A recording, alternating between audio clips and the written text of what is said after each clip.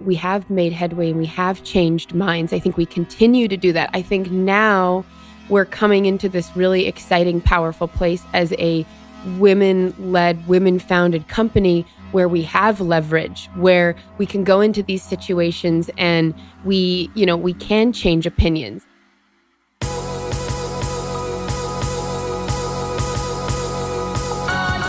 You're listening to the Almost 30 podcast, a lifestyle podcast hosted by Krista Williams and Lindsay Simsick.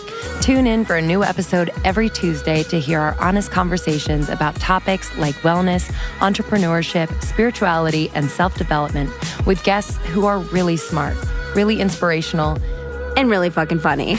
It's real, it's raw, and it's unfiltered. Inspired by our transition from our 20s to our 30s, we realized it's so much more than that. Our mission is to provide you with the tools, guidance, and motivation to help you navigate any transitions in your life and propel your personal growth. Thanks so much for tuning into the Almost 30 podcast. Here we go.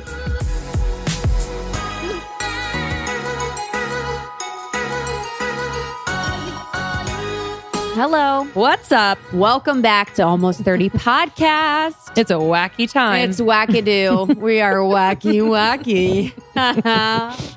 Actually, me and Justin say that. I don't know why. That's a thing we're saying around the house now. If we yawn, we're like, oh, hello, hi. We always go, hi, hello, hi. My God, right before I got here, I had a conversation with my mom, Top Dollar Tea. Mm-hmm. That was a very mom combo. It was so mom. It was like, she's coming to visit. When? In February. Great. With her boyfriend. Do I get to meet Top Dollar? Yes. Yes. You're like, maybe. I'm just trying to think of what she'll say. I'm prepared for anything. Yeah. Just so you know. Yeah. That's all you need. I don't know. So she's coming in February and we've been talking about the trip, and she was saying she wants to fly into San Diego and then drive to Palm Springs and then drive back to San Diego and then fly out of LA. Super logical. In 5 days. And I was like, hey man, I don't think that was going to work. I was like, what's the goal? What's the goal of your trip? Let's start from to never be in one place for more than 5 hours. I'm like having a business meeting. I'm like, let's start from a helicopter view and like, let's drill down. Like, what's the overall arching goal of this? She's like, well, I want to see you and we want to go to Palm Springs and San Diego. But, you said that you don't want to go to Palm Springs and you don't want to go to San Diego. So we talked about that. Sorry. So we talked about that. And I'm like, I don't think that's possible. I'm sorry. I think you should figure out if you want to be in Palm Springs, if you want to be in San Diego. So then today she calls back and she's like, I don't know if we're going to come to California because, you said the trip wasn't possible. So, I don't know if it's going to happen. And I'm like, what? She's like, you just said it wasn't possible. I'm like, I said it's not possible for you to fly into San Diego, drive to Palm Springs, drive back to San Diego, and then drive up to LA in 5 days. She's like, well, it's like the same thing. I'm like, okay. It's more of like, does Honey, she know that it's... She goes, it's about 2 hours. No. That's someone from Ohio saying, well, that's everything. That's 2 hours without traffic. Without traffic, maybe. But actually, San Diego's further to Palm Springs than LA is. Yes. LA, So I was just like, for the good of the trip, I suggest not. But it was like, I don't know if we're going to do it. I'm like, okay. And then she said, and if we get a hotel, me and Phil has a lot of Marriott points. I'm like, oh, perfect. Now I know why you're with me. Got those Marriott points, baby. She's like, okay, so we'll get like a big room. Like we can get a suite. How does that sound? I'm like, you guys, that's great. You guys really should enjoy your suite. She's like, no, like, it'll be like 2 rooms. Or like if there's a couch, you and Justin can be on the couch. I'm like, Mom, I have sex every night. I can't. I'm just kidding. But I just was like, I don't think we're not kids. I know. I was like, I want to make a suggestion that we're just going to get our own room. I hope that's okay. She's like, well, Justin's really well connected to Marriott. His dad worked there 10 years ago. Oh, I'm like, yeah. Leave it up to Top Dollar to remember that and like to Top Dollar. Bring it up. Remembers his LinkedIn profile of Justin's dad. And she's like, he's really well connected. And I'm like, he was, but nowadays he hasn't worked for them in a lot of years and, he's out of that business and, he's actually in North Carolina. So I don't really think that we're going to get that. She's like, okay, yeah. So hit him up and ask him, get the friends and family discount. I think that sounds great. And, if you could get it for us, if we run out of points, that'd be great. I'm like, okay. I'm like, it's the idea of had an idea in her head. Yes. And nothing I could say was like going to change that. And then we're done talking about that. And I'm like, I'm just going to throw her a bone and I'm going to say something about the tree. I'm feeling the tree. So I talked about this in a previous episode, but the tree problem where they cut down the tree. So I'm like, I wonder how she's going to say about the tree. Like, they cut down the tree. I'm annoyed. She's like, oh, well, it was probably diseased. I'm like, okay, maybe it wasn't. And she's like, yeah, well, I'm pooped all day. I went on a 6-mile hike Sunday with Phil. I'm like, okay, we're done with the tree and we're on the hike. I'm like, but it was like part of the script. She had a few things to say. She had their little agenda. Totally. And there was 20, and then she goes after, I'm like, wow, that sounds hard. She's like, well, I've made it to my destination. I've got to pick up milk. So I'll talk to you later. I'm like, talk to you later. See ya. TTYL. It's funny how on the phone, I can imagine that they would get mad at us if we were younger and got distracted on the phone and didn't focus. Yet literally all my parents do is, like you said, have an agenda. And then if anything strays, they kind of have to come right back. And you're like, whoa. Yeah. I was telling you about how I'm devastated. They don't want that. It's more of like the update. Are you alive? Yeah. Do you have enough? Yeah, my dad needs vital signs Yes. every time I talk to him. Love you, Dad. But it's like, do you have enough money? Not that he could give me money. But like the question makes him feel better. And then are you okay? Do you have enough food? I'm like, Dad, again, you can't get me food. I know, honestly. And then he emailed us all the other day. Sometimes it'll be an article from Yahoo about the healthiest. Yahoo's a classic. Classic dad. Classic dad. The top 5 healthiest sandwiches that you can make today. Oh yeah, wheat bread and exactly Oscar Mayer turkey. Yeah, with Miracle Whip and cucumbers. Yep, classic. Cucumbers are cooling, anti-inflammatory. And then he'll send us one. I forget the title, the subject line of the email, but it was an article about, which is very serious, about the Scandinavian tourists who got murdered in Morocco. And I traveled to Morocco last year. It was incredible. I had the most unbelievable time. It was beautiful and I just loved it. But I didn't tell my parents at the time. I kept it from them because I didn't want them worrying, which, hey, they would have done whatever. So they found out. And then he sends me an email with this article and saying, this is why my dad talks in third person when he's trying to make a point. This is why your father worries. It's not for nothing. I'm not on a soapbox, but I just want to say, and he goes on. And, that's very my dad and I understand. But I could have sent him an article about the 5 people who were murdered probably 5 miles away from me within the last week. So it's hard. It's hard to kind of navigate these gaps between my daily worries and his daily worries, or our parents in general, their daily worries, because it's not the same. Not the same. But I was talking to my Nana earlier. My Nana's 80, but sharp. She's getting her second knee redone. And she was out buying mattress toppers, spending just hours at Macy's and various stores and whatnot. And I forget what we were talking about, but I said to her, she's retired now, newly retired. And I said, oh, that's great that you have more time now to really, socialize even more. 'Cause she's very social, but it just gives her even more time. And she kind of turned it around and was like, well, yeah, you too with Soul Cycle, you can socialize with the opposite sex now.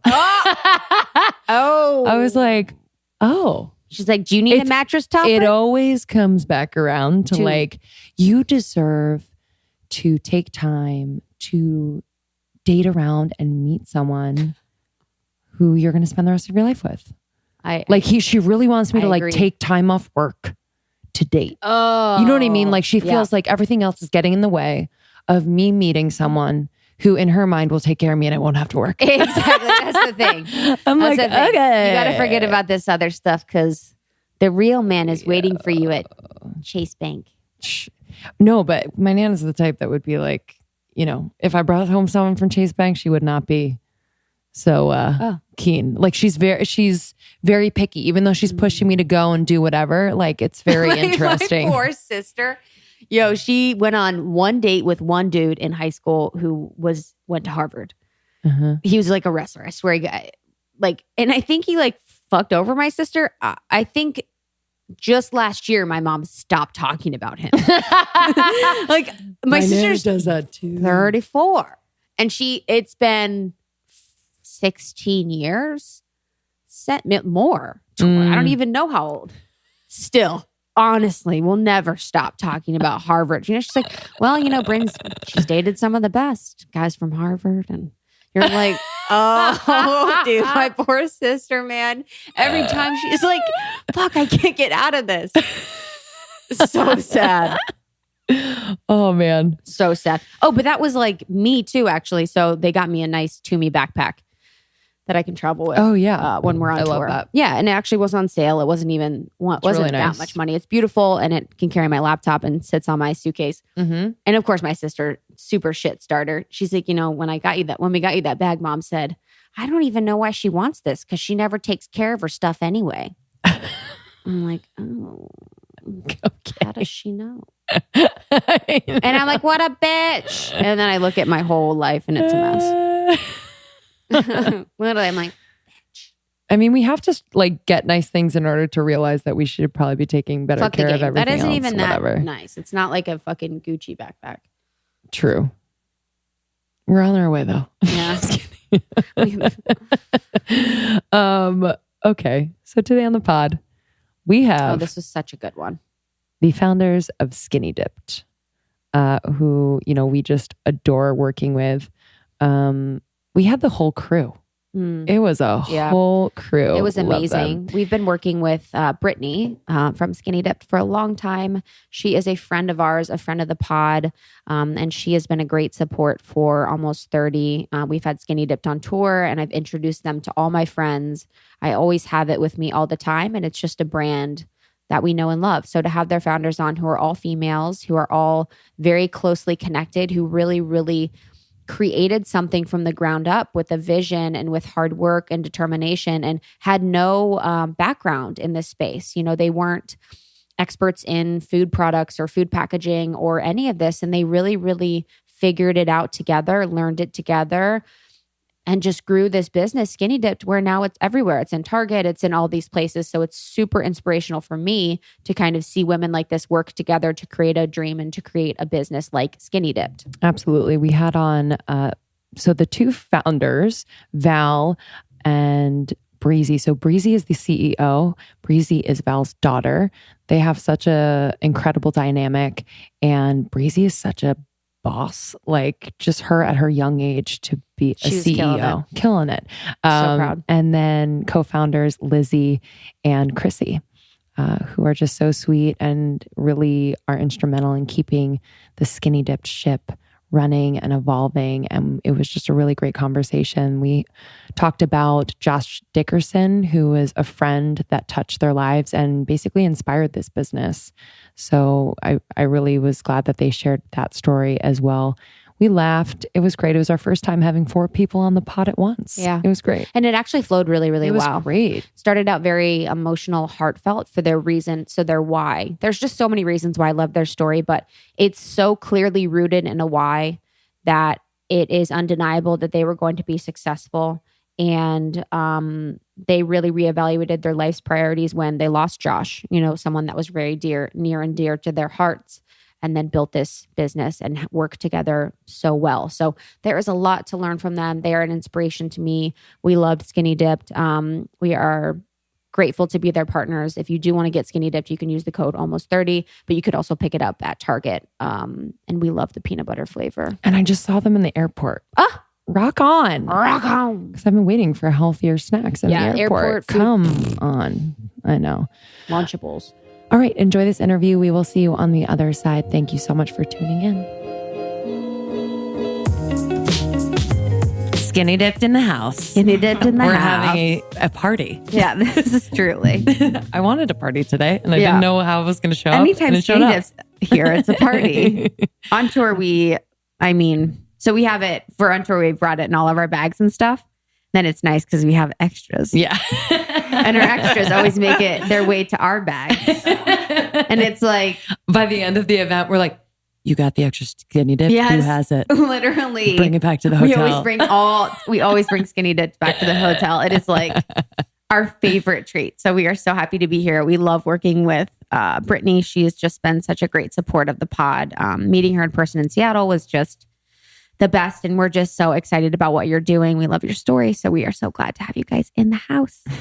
Thank you guys so much. We're super happy to be here. Welcome really to the West Coast. Love your work. Oh, thank you. Yeah. Thank you. So I know we explained kind of, in our ad spots, but this is to really dig into your story and how you started. A lot of our listeners are entrepreneurs who have seedlings of ideas or creative hits that you serve as expanders for them. So I would love to kind of start from the beginning, like how this idea came about, why it's been so important to you to commit to and bring to life and grow as you have.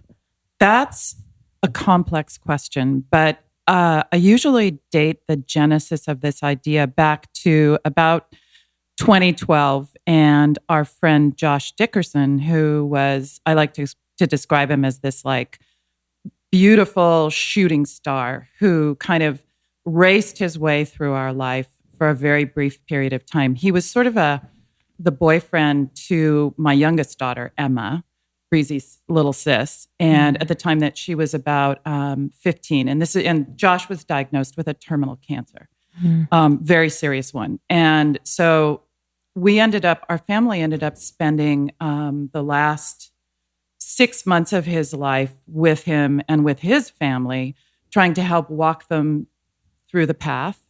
We were also supported by kind of a village of other folks. And during that period of time, Breezy had been living in New York, and the rest of our family was in Seattle. And she ended up coming back and spending a lot of time in Seattle with us so she could support her little sister, so that she could support her mom and dad while we were helping this family out.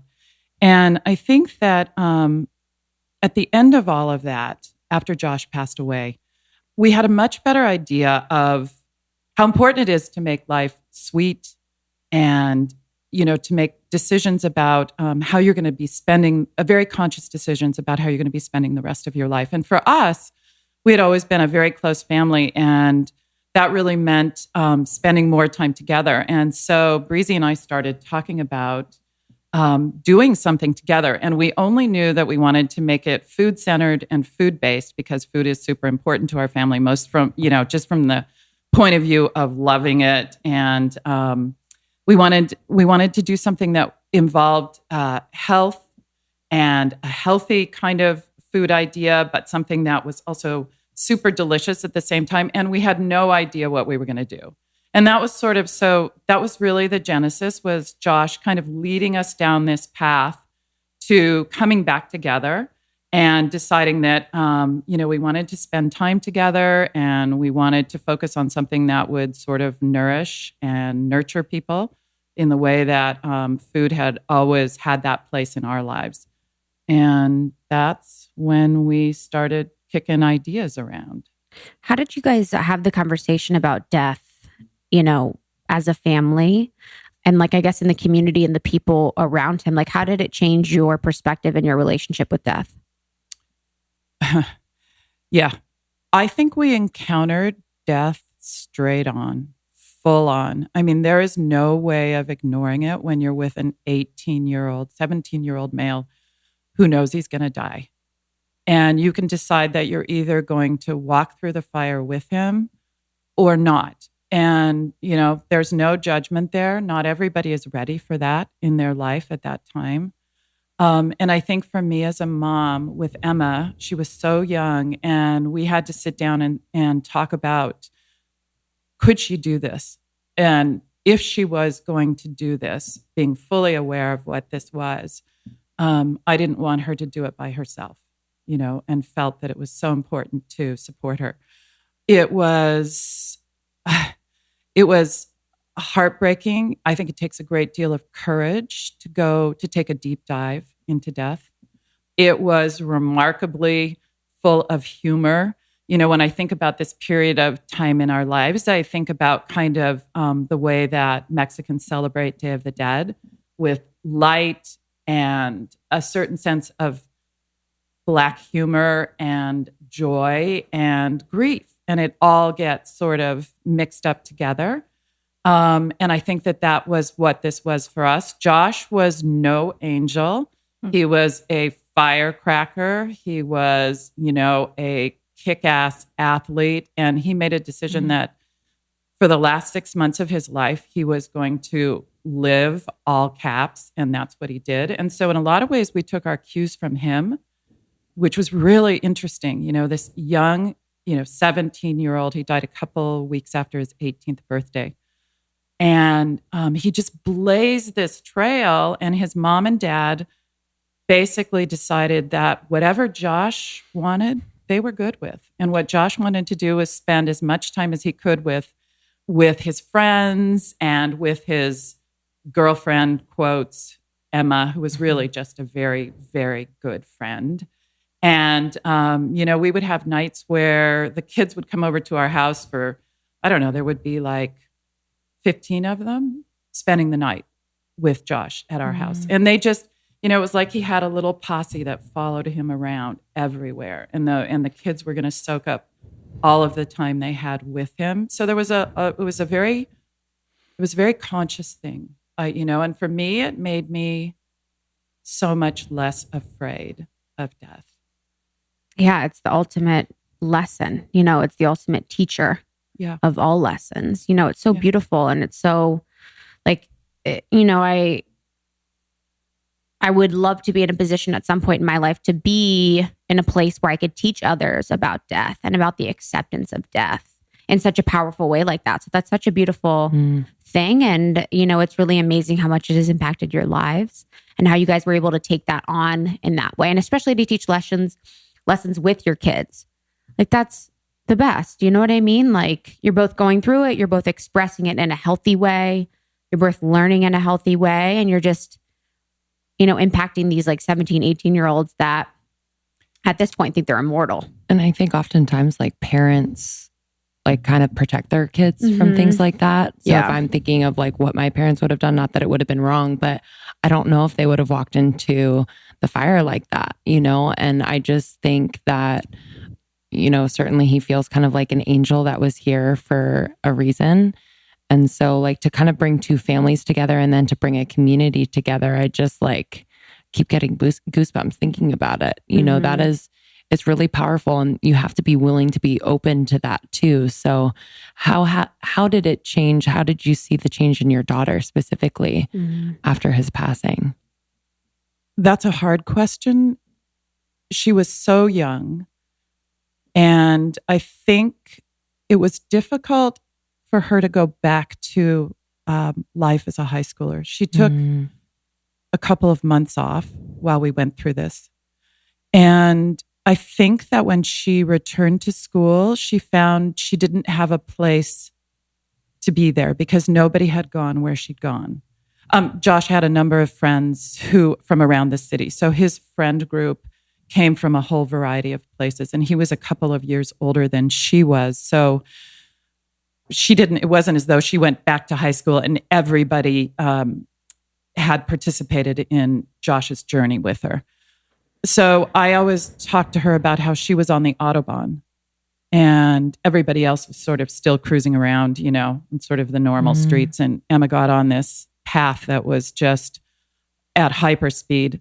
So I think it made the last 2 years of her high school career difficult, but I think it made her very aware of everything that was meaningful and precious in life. And so I think as a high schooler, she was a little bit intolerant of what she saw as sort of the small shit, especially socially. Totally. And that was kind of hard for her to, kind of navigate for a while. And how do you even go back to school? It's I just learned what life is about, which is joy, compassion, connection. And now I'm learning about Christopher Columbus. Yeah. Columbus. You're Well, and I think in particular, she had witnessed suffering.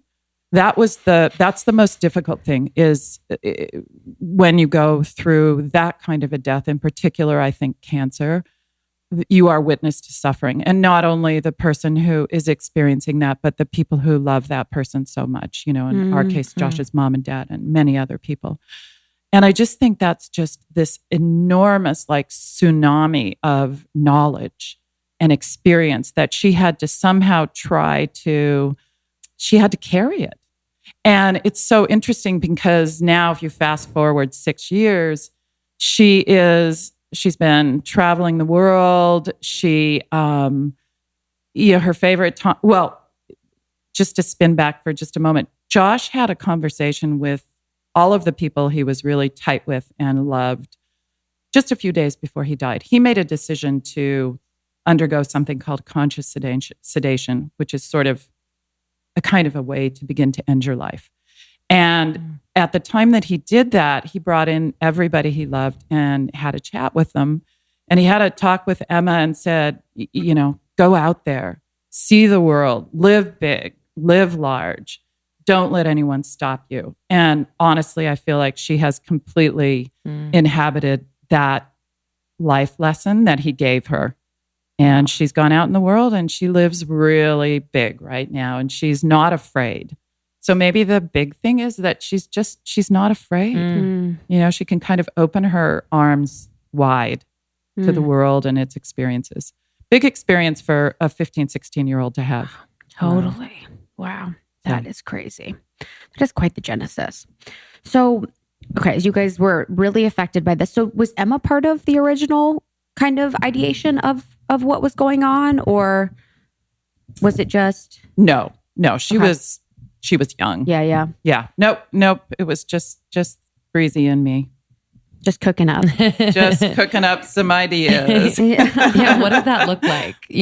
Did you both have experience cooking, or was it just something you kind of loved and enjoyed and played with? But how do you kind of, I guess, test what you're doing and you know what I mean? That's a good question. And I know everyone likes to say that their mom is an amazing cook, but my mom is an unbelievable cook. I mean, I grew up, when everyone was getting... I actually don't say that, so... Okay. Just kidding. So, when everyone grew up with, spaghetti and meatballs, right? I would come home to arugula salad with, rosemary roast lamb that was made in the outdoor, wood burning oven. And she's a self-taught cook, right? My grandma wasn't a good cook. So she learned out of necessity and wanting to provide, me and my sister and my dad, our family, with good, healthy food. And so I think that, while we did not come out of CPG, we didn't come out of, didn't have a business degree, my mom definitely held this kind of amazing library of culinary skills. And that's what's really driven us forward in terms of the product itself. Making the product was in and of itself. I mean, if I just think back for a minute and, when we decided that, okay, we want to create this better for you, this good for you chocolate covered almond that's equally delicious, if not more delicious. And where do we start? And I mean, at one point when we were trying to figure out how we could put this thin layer of chocolate, we had my dad go to Home Depot to buy a paint sprayer. We filled it with melted chocolate.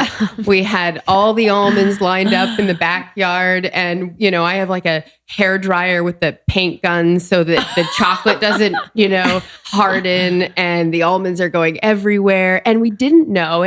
And we had to, we spent a year trying to figure out, how were we going to make this product? And, eventually, I can't tell you how many nights we spent hand dipping nuts on the dining room table, trying to get the product right, even in the home kitchen. Wow. Why almonds? Why chocolate covered almonds? What about that was Well, mostly we were frustrated because if you go to the bulk bin in the store, which was pretty much the only place that had a chocolate covered almond, we call those chubby nuts or bowling balls of chocolate. They're just these giant balls that have this something in the middle that Yeah. you wouldn't necessarily know if you closed your eyes that it was an almond. And yet, I think almonds and chocolate go together so beautifully. That's just a marriage. They're meant to be together. And so when we came up with the idea, which was really just riffing off of all sorts of ideas, we thought, let's make a better for you chocolate covered almond, one that has really great chocolate on it and one that uses really good almonds and treats the almond with the respect that it deserves. And, balances. We wanted to go for a balanced treatment of both of those things instead of this sort of big glob of chocolate that was filled with. We also wanted to clean the product up. We knew it was filled with a lot of things that we would never eat. So we really made the snack. I mean, that sounds very cliche, but we made the snack that we wanted to have.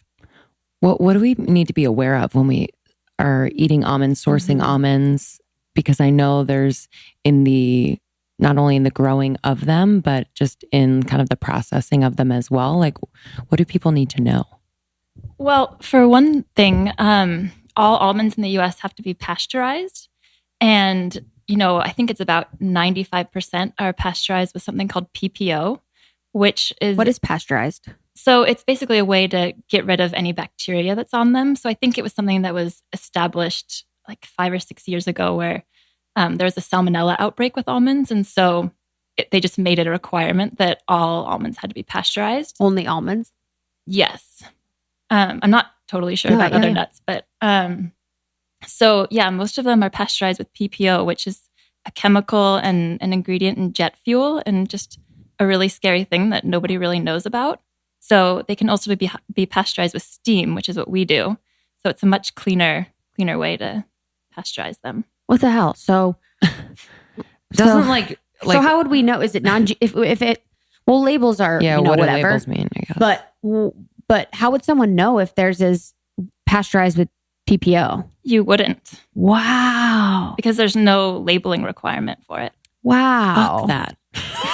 Literally, actually, though. That makes me so mad. Wait, doesn't it take more effort to get jet fuel rather than, or whatever, not jet fuel, than steam? PPO than steam? Yeah. Well, what happens is like the growers oftentimes have, they get cuts or they have relationships with the companies that, do that kind of stuff. It's cheaper. Or they provide them the land. Oh, really? It's cheaper to treat an almond, to pasteurize an almond with PPO than it is to pasteurize it with steam. So it's the economic driver, right? Wow. But the problem is, as Lizzie mentioned, it doesn't have to appear on your ingredient panel because it's not perceived as a food, but it's on your almond. Ick. Wow. And so, PPO is something that's been banned in Europe. It's banned in Mexico, but we use it here still. So, wow. So besides skinny dipped, so could someone, I guess we can find out online by searching, but I wonder if people could reach out to some of the companies that are nut companies and see if they use PPO. Do they legally have to say yes or no? I'm not sure if there's what the legality is there, but I mean, you can definitely call companies and ask them. Wow. I wonder is there any research on the effects of PPO long term? I wonder when the salmon or the outbreak happened and then they started using PPO and if we have enough data. I don't know the answer to that question, but I think there's compelling enough data that, the European Union decided no go. So here's the thing. I think most of the products that you trust probably are steam pasteurized. I think more and more people are doing that. But at the time that we started our company, the almonds were more expensive for us to purchase for that reason. And so while we couldn't afford to be an emerging brand and buy organic almonds, which would have been our first choice, we would have never been able to grow our business. They're twice the cost of any other almond. We did decide that we were committed to buying the cleanest, best almond that we could find. And that's when we started going down the making all these discoveries about PPO. and steam. One of the secrets, beauty secrets, health secrets, weight management secrets that I learned a few years ago moving to LA that I still stand by is collagen. It has really, really helped to make my skin more even, more plump. The fine lines have been reduced. My hair, my skin, my nails has been so much better since using collagen. One of my favorite companies where I get my collagen is Further Food. We were introduced to the amazing 3 women who started Further Food, Ashley, Lillian, and Allegra at one of our events, and we have been in love with them ever since. These women had personal experiences with chronic illnesses, and they birthed Further Food to help people heal themselves naturally. So their collagen is my favorite. I love the marine peptides, and I will also take their collagen sticks on the go. So whenever I'm traveling, in my tea, in my water, in my smoothie, I will make sure to have that in the morning on the road or at home so I can keep on my health goals throughout all of 2019. So we are so excited that Further Food is going to offer you 30% off your order using the code almost30. So that is Further Food, FURTHER, food.com, and you get 30% off your order using the code almost30. 2019 is going to be a super travel heavy year for me and Krista, and we could not be more excited about it. We're going to see you guys, so holla. But one way in which we stick to our routine and make it all the more enjoyable is bringing along our individual packets of 4 Sigmatic. We are obsessed with the magic of mushrooms. If you don't believe it, just try it. Let us know. The all-stars are reishi, chaga, cordyceps, and lion's mane. They help you with everything from relaxing to feeling well, helping your gut, energizing you, supporting your productivity. I cannot say enough about this brand. You can go to foursigmatic.com/almost30 and it'll take you to our landing page. And there you'll find our picks, our favorites that we take on the road. One that I love and is my staple every evening, I have their reishi hot chocolate. And my newest favorite is their adaptogen coffee. So they're mixing coffee with adaptogen, so it helps you to metabolize the caffeine. So if you'd like to experiment with these magical freaking mushrooms that we love so much, it hurts. Go to foursigmatic.com/almost30. You will get 15% off at checkout if you enter the code almost30. This brand rocks, period, the end.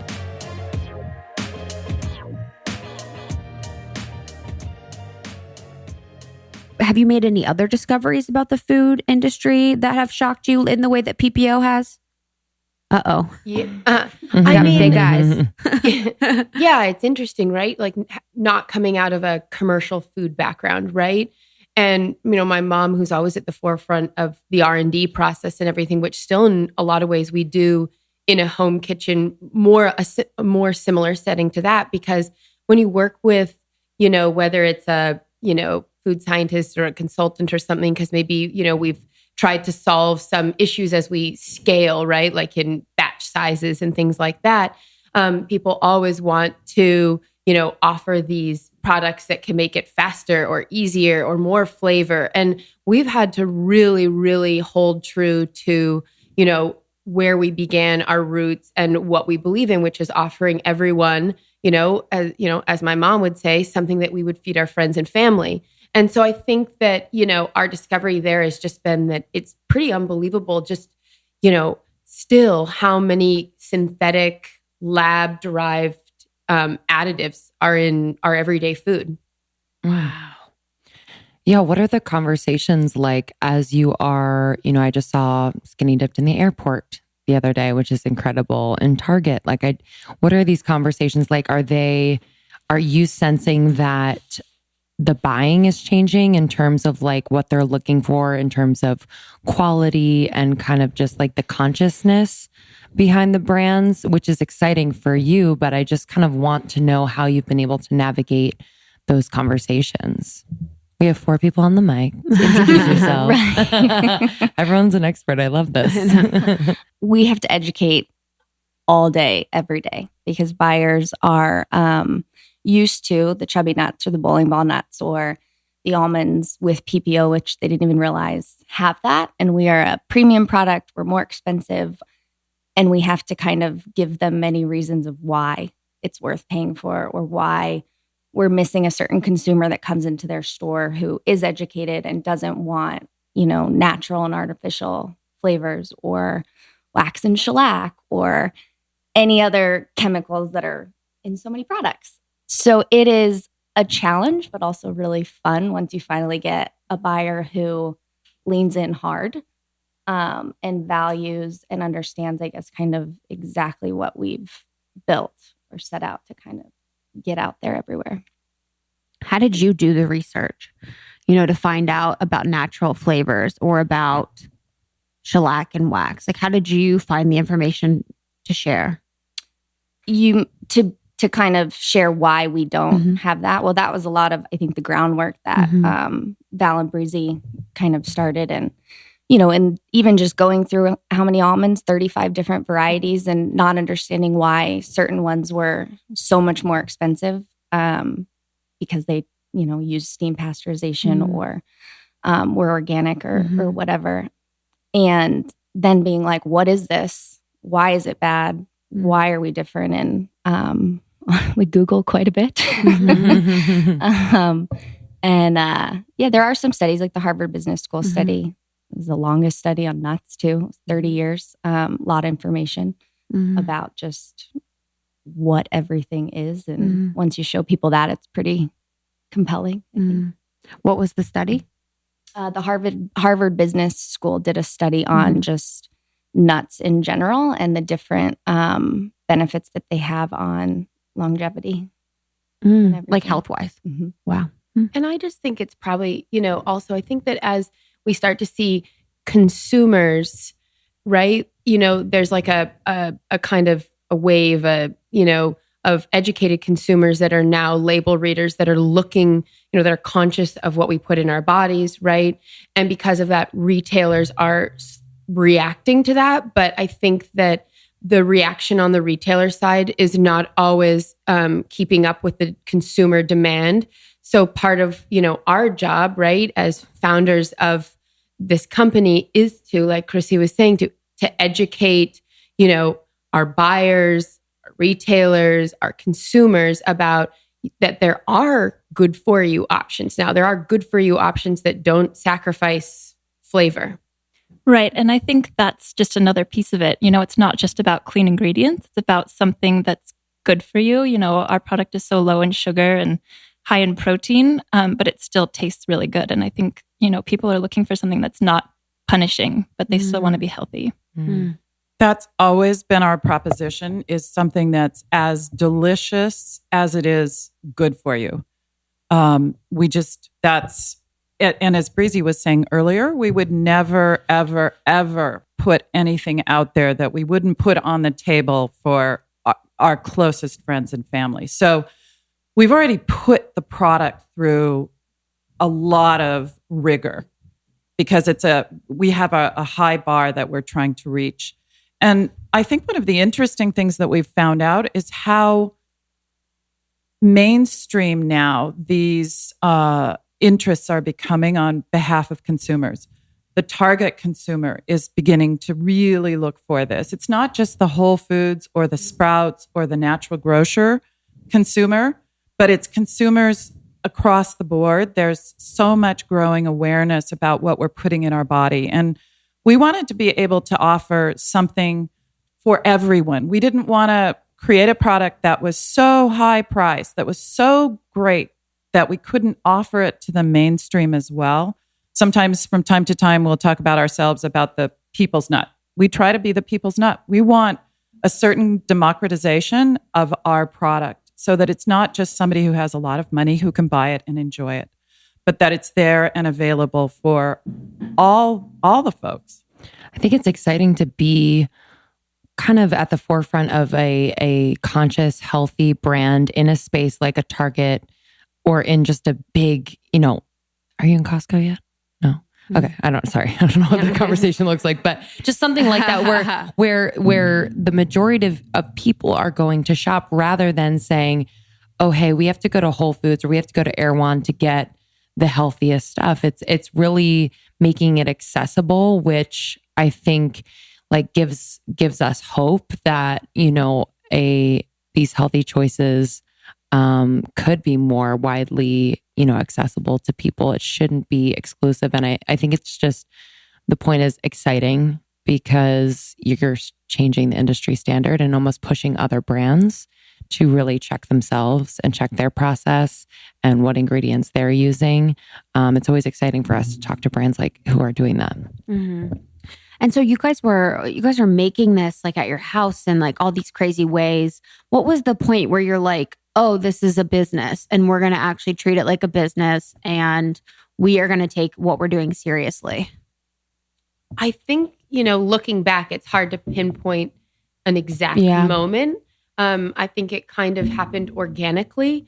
There was a point at which, my mom and I had come up with this idea, and now Chrissy and Lizzie were part of it, and we were a team of 4. And, Chrissy and I had relocated from New York, and we moved in with my parents, all of us, and Chrissy's dog. And Lizzie lived, just a couple blocks away. And I think that was the point at which we started to kind of live and breathe the idea.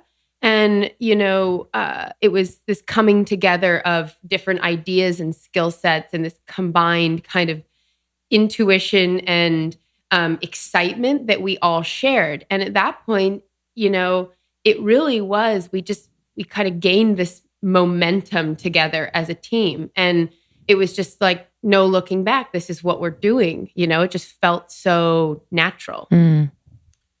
I'd add to that in a very pragmatic sense, it was the moment where we had to be able to get that nut out of the kitchen and we had to scale it.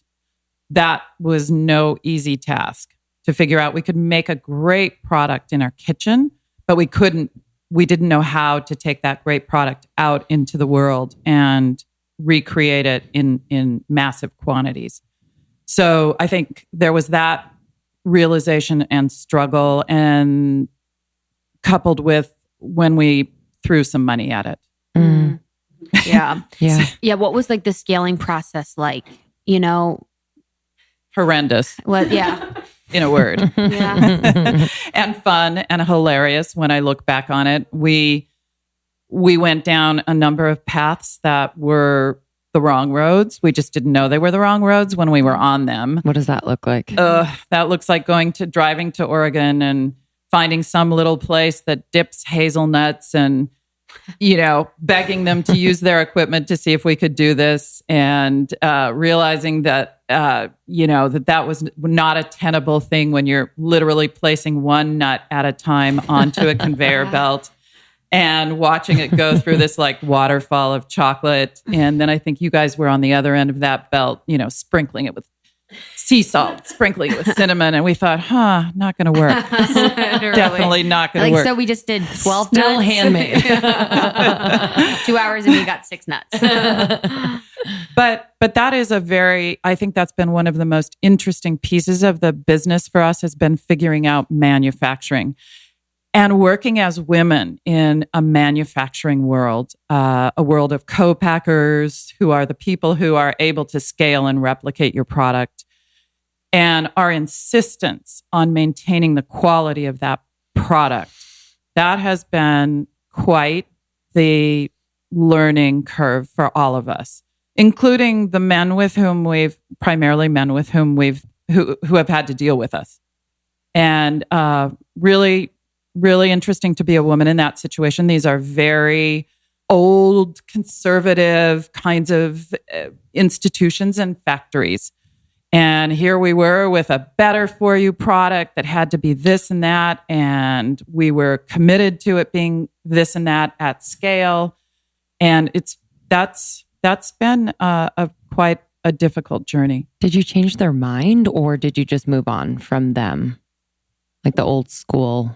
I think that's a work in progress. And I like to think that we have made headway and we have changed minds. I think we continue to do that. I think now we're coming into this really exciting, powerful place as a women-led, women-founded company where we have leverage, where we can go into these situations and we can change opinions. And actually, one of the best examples was, so our very first co-packer was out in Spokane in Eastern Washington, about 5 hours away from us. And we were at a point where we'd manufacture the product itself, but we needed to figure out how to put it into a bag that could, that you're used to seeing in the grocery store.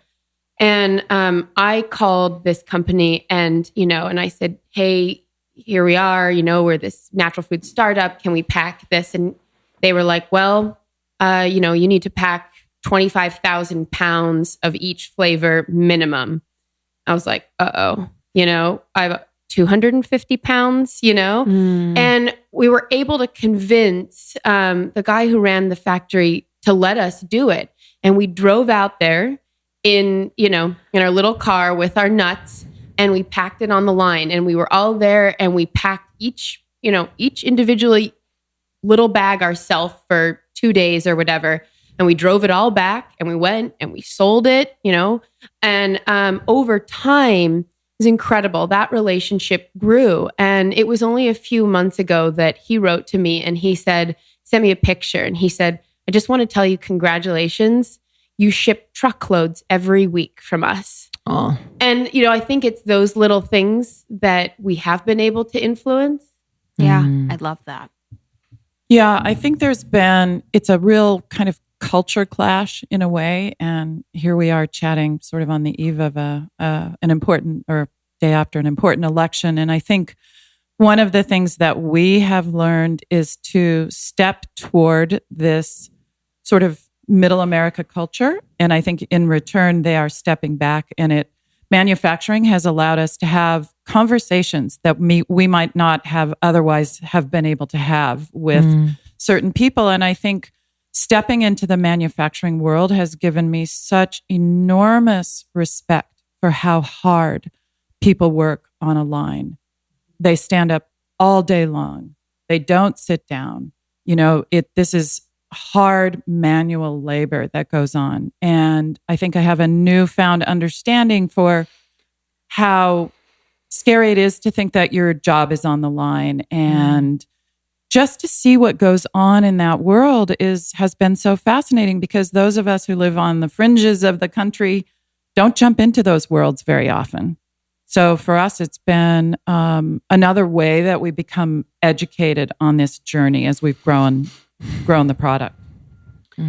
What do you do then, I guess, in that situation? And I've never thought about it, but to ensure that the practices of the people are safe and that, they're being treated respectfully and everything like that. Do you just trust the manufacturing people that you work with, or what's the process there?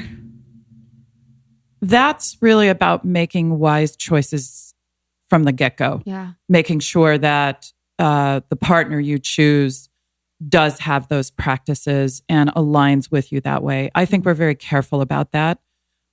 Kindness is very important to us in our business. And that's one of our touchstones, our touch points. So I don't think we would work with anyone if we didn't feel like we sort of aligned that way. We just wouldn't be able to do it. So I kind of wanted to mark, was there a milestone where a company, something happened, press coverage that really kind of sent you rocketing in the direction where you are now? Besides the podcast. Besides advertising. Besides almost 30.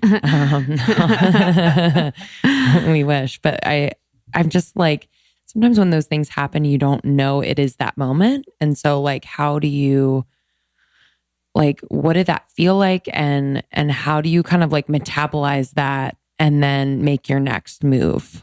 If that makes sense. I think for me, at least as a woman, I the emotions take over, and it's this excitement, and I kind of lose track of okay, so wait, what's the next move and what should we do? So what did that feel like, and what was that? Well, I guess, for each of us, that might be different, because at least for myself, I'm not sure that there's a single moment that we've at least had yet where it kind of felt like it all came together and we got this break and everyone knew about us. I wish I could say that, I think that for me, it's actually been very, as of recently, when I I guess, my own kind of self-reflection. So maybe a little bit different, of building a team too, and realizing, whoa, how did this happen? And kind of starting to see all that slow and but yet steady work, that really hard work that we've all put in over the last few years come to fruition. And I think building the team and having these amazing people around us excited about what we've built is a piece of that. I think some of our retail partners, Target took us chain wide at a very early place. And that was kind of cemented what we felt about the brand. I love that. Mm-hmm. I would say even just for me, I started, I have my little dog and I walk around my neighborhood, and we've met couples and friends there, and starting to talk like, what do you do? Oh, well, have a little startup, and you say skinny dipped. And I will say 9 out of 10 have looked at me and are like, no. Skinny dipped? And I go beet red. I start sweating and I'm like, you know it? It is for me, it's just crazy, and they've seen us. Target is huge on it, airplanes, at airports. And it's just still very surreal that we would drive refrigerated trucks 5 hours over the pass and think we were going down every other day. And now people on the street randomly know who we are and have them in their cupboard and eat them all the time. I think for me, there was a moment recently where the CEO of LinkedIn reached out to us because he so loves our product and he found it in his break room. Wow. And That's amazing. I think about these little nuts that we made in our kitchen winding up in the break room at LinkedIn, and then having somebody who's such a fan reach out to us and say, oh my God, I love these so much. I'm addicted. So that's crazy. Wow. That was crazy. Wow. Still crazy. What about for you? Do you have any moment? For me, I think it's just, I always get excited when I see our product in the store. And at the beginning, we know every single store that we're in. And, when I am kind of surprised when I see us, it's like, wow, that's pretty cool that I didn't even know that we were in this store. And here we are. It's a question Kristen and I get asked all the time. What is your morning ritual? Is that the most used phrase of 2018? But even though it's a little cheesy to say, it's really true. It is so true. Your morning ritual, this sacred time, sets the tone for the rest of your day. There's no way that we could serve Almost 30 Nation if we did not take care of ourselves first. And one way in which we do that, we create a nourishing elixir in the morning for ourselves. We both have individual elixirs, but we wanted to make the ingredients available to you in one spot. And obviously, we're going to put it on Thrive Market, our tried and true source, our place, our shop for all things non-GMO, trustworthy snacks, vitamins, supplements, personal care, eco-friendly cleaning supplies. You name it, they have it. We love Thrive Market. You can visit thrivemarket.com/almost30. It'll take you to our landing page, click Get Started, and you will be brought to our morning ritual kit. It is official. So if you're curious, check it out. But otherwise, Thrive Market has you covered for everything you need. You don't have to leave your house. Grocery shopping, I'm sorry, is a little bit of a time suck and it's very unpredictable. Plus, at Thrive Market, you are saving 25 to 50% off on traditional retail prices. You cannot beat it. So if you go to thrivemarket.com/almost30, yes, it'll take you to our morning ritual kit, but also at checkout, you're going to get an additional 25% off. Come on. And for my wine lovers out there, sorry, I had to mention this. They have a clean wine section to their website. Check it out, thrivemarket.com/almost30. As Lindsay and I have been growing the podcast and changing our lives with some of the amazing conversations we are having with the super conscious people of the world, one of the ways that I have been making a shift in my life to go greener is through my sheets. So if you think about it, you are in bed for hopefully 8 or 9 hours a night, getting the rest that you need. And you really need to be surrounding yourself, surrounding your body, surrounding your loved ones with amazing eco-friendly sheets. And our favorite brand is Altera Pure. Altera uses only recycled and reused water during the production process, and they also are 100% organic cotton, which is made from fair trade cotton brought from co-ops all over the world. So every single part of their process is clean and green, and they have an amazing product. So to get your Altera Pure sheets to clean up your house, you can use the code ALMOST30 for 15% off and free shipping on orders over $75. There is no minimum to buy, and you can use code ALMOST30 at alterapure.com.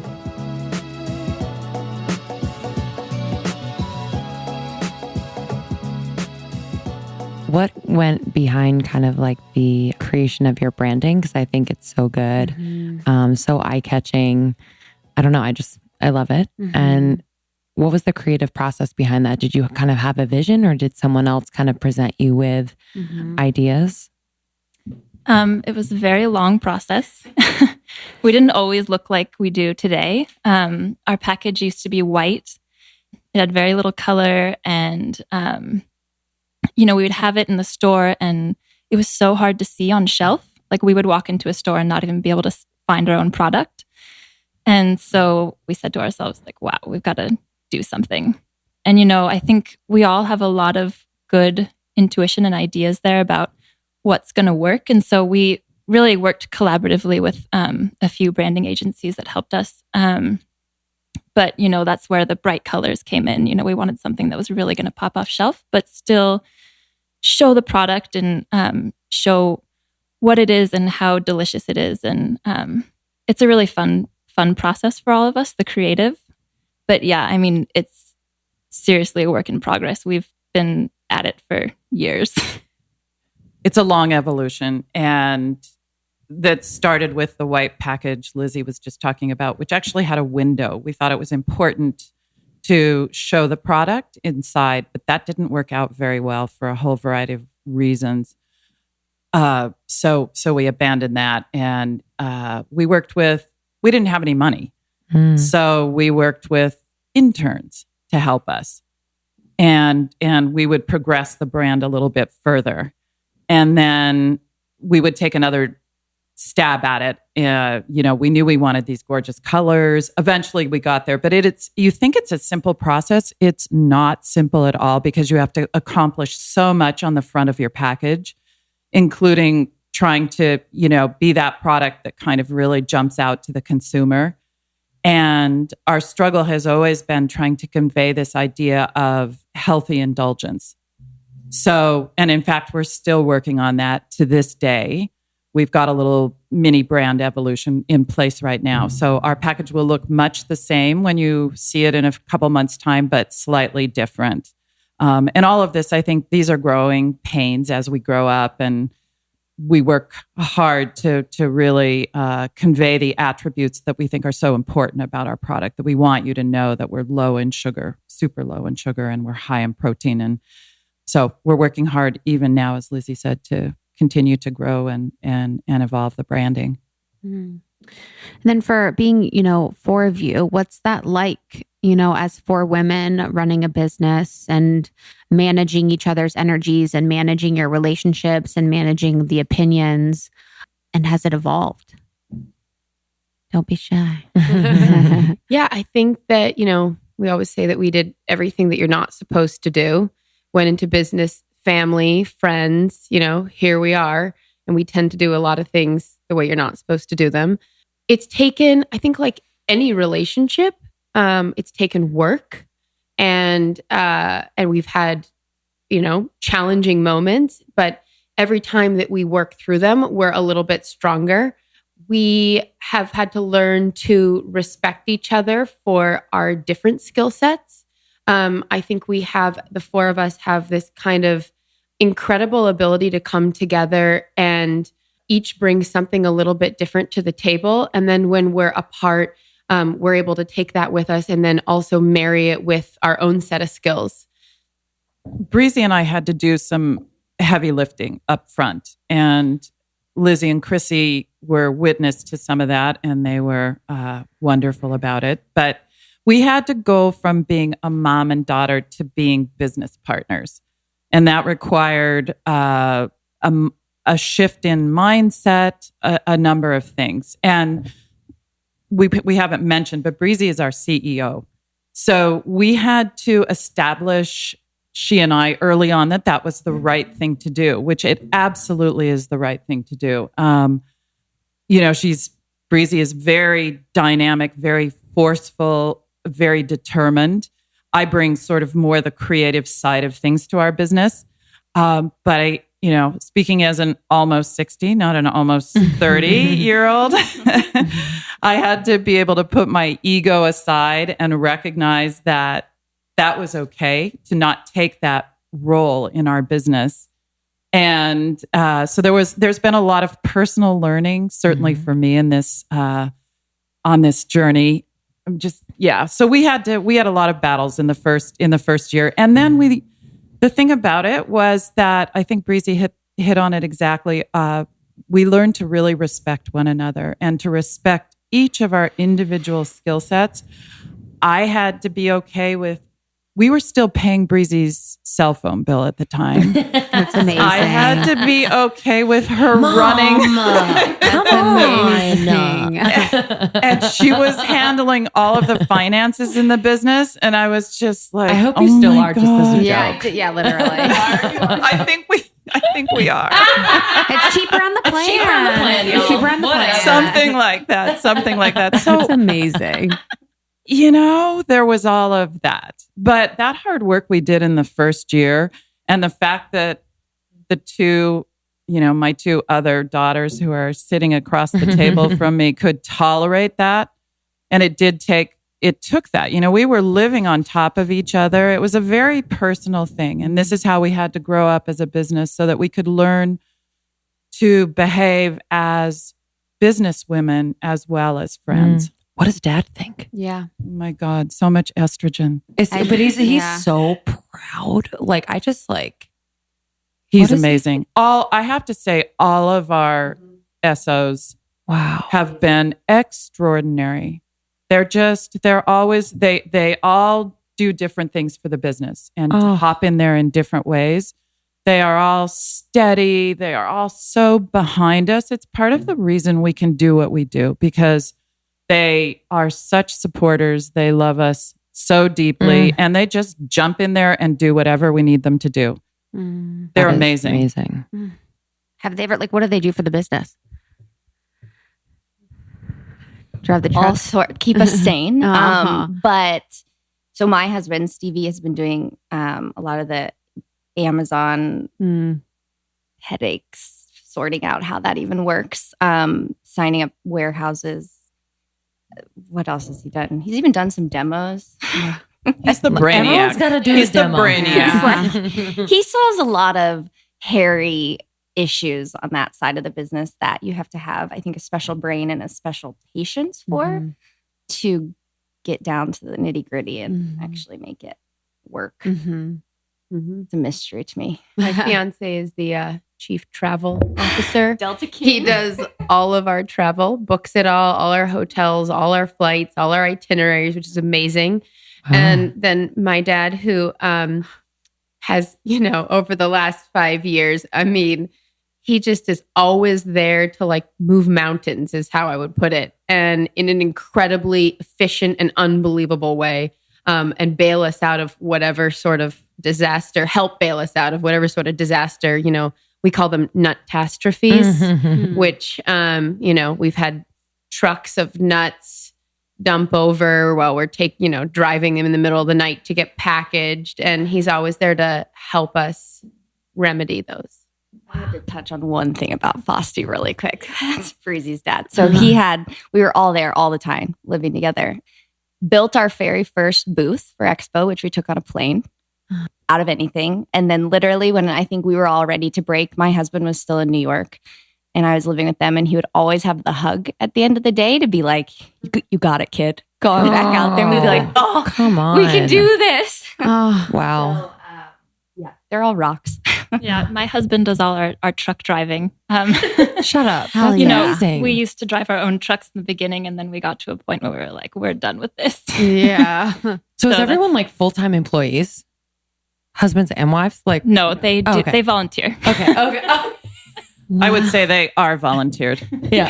Yeah, literally. Well, it's so refreshing, you know? Damn, To, I love that he's booking travel. Fuck. How much I would trust Justin to book my travel? 0%. Just because you're so good at it that it's hard to like I'm trust just anyone very else. anal about it. That is fucking crazy. Has there ever been a time where you guys are like, I don't know if this is gonna work? For me, never. We were talking about this a bit last night, and I've kind of always felt like we were doing the right thing, and you know, this is what we're supposed to be doing, and it's really a great feeling to be, you know, at that, doing something like that, and yeah. Yeah, I think that, I mean, I completely agree with Lizzie. I never had a moment where I'm like, this isn't going to work. I think we've had moments where we're like, holy shit, Mhm. what are we going to do? But that's very different than this isn't going to work. Yeah. I had a moment. Let's get real. We had this giant order from Target. It was really scary because we'll often refer to ourselves as puffer fish, or, you know, we are small but mighty. And I think Target had a perception of us as perhaps being bigger than we were. And we had this giant order come in. We had to gear up. It was like a vertical learning curve. Things had to happen really quickly in order to be able to supply them. It was over Christmas last year. We're talking literally about a year ago. And I was at our co-packers overseeing what was going on with the manufacturing. And for some reason, none of the three of you were there with me. Typical. Right. And the way that I oversee quality is I taste things. I have to eat so many nuts when we're in the middle of it. Yeah. And so I was tasting these nuts as they were coming out of our production line. And I kept thinking, something's not right. And then the part of me that didn't want to know that something wasn't right kept saying, no, it's fine. So I'd eat another nut. And then I would go, God, it's just not right. It doesn't taste right. And I can remember how I felt like viscerally beginning to feel ill. Oh, God. We had 60,000 pounds of nuts. And the more this feeling crept over me, the more I kept tasting the nuts faster and faster and faster. And I was like, it's okay. It's not okay. It's okay. It's not okay. And eventually I realized we had 60,000 pounds of nuts that were rancid, all 60,000 pounds. And at that moment, basically the mantra that we had been operating on with Target was, don't fuck up Target. Yeah. Like we had been told by the people in the know, you cannot fuck up Target, because if you do, there's no going back. You will lose that, and you will lose. It's not just losing Target. Like we had to prove ourselves. Wow. And there we were with 60,000 pounds of nuts that were rancid, and absolutely no way that I could see to replace those 60,000 pounds in time to get our order filled. So I know at that moment, I think probably for me, that was my single worst moment in the business where I thought, I don't know how to get out of this. How did you get out of it? Yeah. Tell me, what happened? So we sold rancid nuts at Target. No, we did not sell rancid nuts at Target. Well, I remember too, because I was on a flight actually to Denver for a meeting, and I got this call from my mom, and I just landed, and she was like, you need to come back. And I'm like, I get off the plane, I called Delta, I got right back on the exact same plane, flew back, and walked into this, our manufacturing facility, and she just looks so defeated. She's got hundreds of nuts in front of her that she's eaten. Like, she's biting them in half. So at that point, all four of us were like, holy shit, what do we do? Wow. And I think actually it's one of our biggest strengths, which is, where there's a will, there's a way. And we went into scramble mode and we were like, okay, we need truckloads of nuts. They take weeks to get pasteurized, to get roasted. We made calls all the way up, whoever we could get a hold of in a senior level role in our supply chain to say, can anyone offload truckloads of nuts? How quickly can we? And this was the eve of Thanksgiving, I believe. And wow. I remember being like, I will call anyone. I will call the CEO of every single nut company until they send us truckloads. And we scrambled. We scrambled and we put our heads down and we were able to bring these truckloads in and barely. When Breezy says we scrambled, she scrambled like she will batter a door down. You were beating doors down. Wow. She will call somebody 25 times until they say, yes, I will help you. And eventually we were able to secure enough nuts and do it, but barely. Mind me asking, how old are you, Breezy? 31. I had to think about that for a minute. I'm like so impressed by you. Like I'm just, even in the way that you're handling this interview and like turning that situation into a strength is like really beautiful. And even when I was joking, obviously, about the rancid nuts, like in a conversational interview, like as a CEO, like you laugh, but you also just made clarity on like whatever actually happened. And you just are like so ahead, like you're so far ahead for like what even like professional CEOs that have been in the business for a long time, act like. Like it's Thank amazing. You. It's an incredibly nice compliment. It is. It's just like amazing. So for women that are listening, and this is, for all of you, female entrepreneurs that are starting a business, that are, working with a friend or even working solo, what is some advice that you would give to them? For me personally, I think that there's a couple things. One, and I think this is probably, and I know it's shared between the four of us, is just that listening to yourself, to your gut, to your intuition. Also knowing when experience can be complementary to intuition. And I think as a whole, we do an incredible job at that. Other just more practical advice, something that served me really well is, especially in the beginning, even now, I just read and read and read. I read everything I could possibly read about what other people's experiences were like, what other founders' experiences were like. And I think because of that, I was able to it was like a sponge. And then I was able to extract pieces of that along the way have helped us. And I think beyond that, it's just, put your head down and believe in yourself. Mm-hmm. I like to I think about it in terms of maps and compasses. We've navigated this road with a compass. There are no maps. A lot like the Josh situation for our family. There were no books that told us how our family could navigate that crisis. So you have to trust your gut, your instincts, your intuition, and really navigate with a compass and not be afraid to do things your own way and trust your instincts, trust your gut. We had to get through this whole business really almost up until just very recently without any data. We didn't have data. We didn't know how to do this. We had to figure it out. So I think that's really important, people to trust what you sort of intuitively know deep down. And my other thing would be, no idea is too small. We have a nut company. We put chocolate on almonds, and yet it's so much more, I know, to all four of us than that. And hopefully we're able to do a little bit of good out there in the world. And I think that don't let anybody diminish your idea. Mm. I think too, it's really important to know that just because you don't have experience or because you didn't go to business school doesn't mean you can't do it.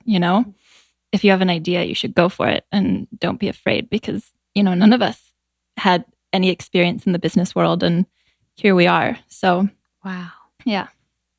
I actually think that's what makes it more fun, is everybody's so surprised that we Googled what is a UPC code, or people said you couldn't put as thin of a layer of chocolate as, you wanted to. And I would also just say what I learned, I think at least, is to have the hard conversation. It's never as scary as you think it's going to be, whether it was between the four of us, just with personal relationships or, with somebody in the industry who's been a buyer on the desk for 15 years. It's hard, but you just got to do it. And then you're not that bad. Good one. Love that. That's so good. Yeah, I love about Skinny Dip too that it is, it's been, chocolate covered almonds have been around. And I think that a lot of people think about, they're like, okay, what am I going to do for my business if they have an entrepreneurial, spirit, or they want to have their own thing? They're like, okay, well, and they're like, okay, Snapchat's been done, Instagram's been done, or this has been done. But people don't really understand that there is like so much that goes into so many things, that even the fine tailoring or tweaking or building a story behind, or the branding, or doing the product from a more like health conscious way can change the game. So there's just such a greater opportunity, I think, for people as like people become more conscious and evolved, especially in the health and wellness space too, to like create products or services or things that, that they can do. I think people get disheartened because there's already already like there's no good ideas, but there are. What's next for Skinny Dipped? What flavors we got Come coming on. up? Still dreaming about my peanut butter. I know. Oh, yeah. Peanut butter. It's my favorite. Peanut butter Is it? should be illegal. I know. I feel the same So way. good. It's so good. It's my favorite. It took so long to get there with that one. I'm Probably 'cause it's sure. too thin layers. Yeah. Yeah, That was a tricky one for us. I'm sure. Probably spent 3 years Whoa. figuring that one out. You just have to get it super thin and then super thin. Yeah. And I think for us, the challenge is always sticking to clean ingredients. Yeah. How do you do that without adding something that is Like an oil. something we'd never add? Yeah. Wouldn't even mind adding an oil if it's a natural oil that's derived from a product like Spindrift's, Yeah. lemon Yeah. soda is, for Yeah. example. One of the exciting things we have coming up is Extra Dark in the 70% category. About Come on. about I don't know, maybe 2/3, about 40% less sugar than our normal SKU. So for those people who love dark chocolate, I do. I may have a couple in my purse. Yes. Great. We'll take it. See ya. Thanks. I know you that wanted to get rid of those, so Yeah. we'll take So them. Extra Dark with sea salt. Oh. We've got some other Peppermint? fun things. Do you guys do peppermint at holiday? I forget. We've brought some to you. Oh. Yeah. What about Would you go digging in their purse? Yeah, literally. Oh yeah. Wait, or did you guys have peppermint last season? Did you guys send us peppermint? We just think have I your made it fall. up. Your, Yeah. Pumpkin spice. The yogurt covered ones and the pumpkin spice ones. would you ever go? This might be a really terrible question. Would you ever go outside of almonds? Like, Yeah, that's what do I other wondered too. nuts? Just like thinking about people with some allergies, but whatever. But Love a good cashew nut. do you want our? If you guys are taking requests, we can do an almost 30 times skinny dip cashew nut. Yeah, no, we talk about we dream about all those things for sure. Other nuts, definitely. We love nuts. Nuts are great. And we've talked about cashews. I'd love to do some kind of seeds for people who can't do nuts. Into it. Right? Seed cycling. Yeah. That's genius. I love a great. good seed. But we'll see. We'll see what happens. Okay. We still have other almond flavors that we've got that we're kind of brewing up right now. Perfect. Great. Yeah, you could skinny dip your life. You could Truly. skinny dip everything, really. Skinny dip a husband. Yeah. That'd be a fantasy I'd like to see.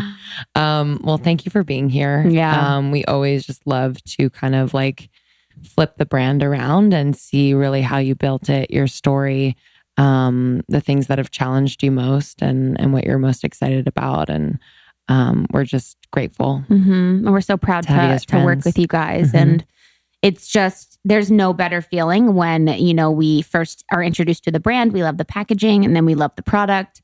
I love the product too much. I have to keep it at Lindsay's because I eat it like crazy. But then to just meet you guys and hear your story and hear, what's going on behind is so special. And it just means a lot. It's really great. So we're so glad you're here, and we're so excited to see where you guys go in the future. I mean, sky is the limit, really.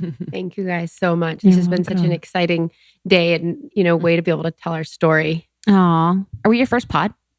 Yes. Obviously. You guys are. Thank you. You're so big-hearted, the two of you, and to spend so much time indulging us and listening to our story and slowing down and taking the time really means so much. And we are so grateful to you guys for that and for all of the great work that you're doing with your podcast on behalf of women and entrepreneurs and health and wellness. It's awesome. Thank you. Yeah. That means a lot. Match made in heaven. Thanks, All right, Brittany. everyone. Thanks, Brett. We got to give Brittany all the cred. All right. We love you all. Thanks for listening, and we'll catch you next Almost episode. 30 is this code for skinny dip. Oh, yeah. Drop it. Yeah. If you guys want to get some, it's at Target. And then almost 30 is the code if you want to get some online. All right. We love you. I love you. Bye.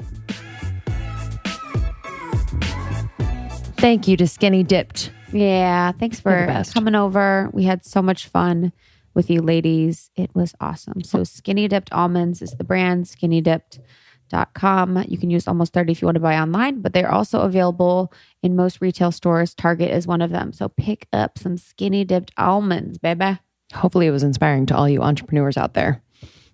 One, never too late, because I feel like her mom especially lived so many beautiful lives, like as a mother and entrepreneur. So cool. Okay. Review of the week. Game changer, 5 stars. The Almost 30 podcast has absolutely changed my life. A must listen for anyone looking to expand their knowledge, make a change, or gain insight on new topics. I can't get enough. Thank you. Thank you. Thank you. That's from ACAN33. Oh, Thank you so much. thank you so much. Hopefully you guys don't think we read these and are like indulgent, but we just want to thank you mainly. Yeah. Thank you so much. It's a moment of gratitude. Yeah. Because you guys took a second to do that. And it's really, the reviews mean a lot. They so really when do. this is all free content for everyone, so reviews mean a lot. So thank you for listening. And if anything resonates with you, I'm sure you know someone that it would resonate with. So please pass along, tag friends or text it to them. It goes a long way. And if you don't already know, we will be going on tour this year. So please stay tuned on our website, almost30podcast.com. Follow us on Instagram at almost30podcast. Lots of exciting new cities that we will be visiting. We can't wait to meet you. And we will be going international. So as of now, we'll be in Australia, London, and a few others that we're excited to confirm. And then we'll be doing a college tour. So keep us posted if you know of anyone or you yourself are in college or have any connections that could help us plan events at colleges. Thanks so much for tuning in to the Almost 30 podcast. Love you. We love you.